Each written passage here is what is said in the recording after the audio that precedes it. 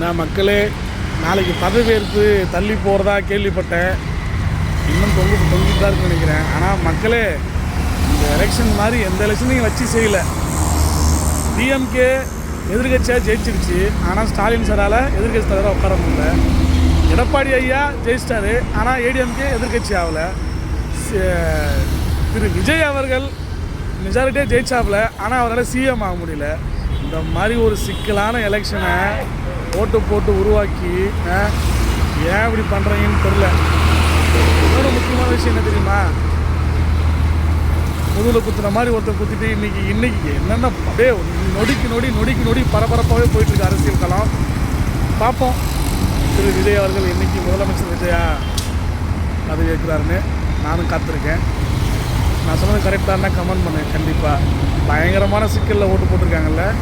அதுவும் இந்த வருஷம்தான் எல்லா வருஷத்தோட அதிகமான ஓட்டு வேறு தெரில. ஒரே குழப்பமாகவே இருக்குது. உங்களுக்கு எப்படி கமெண்ட் பண்ணுங்கள்.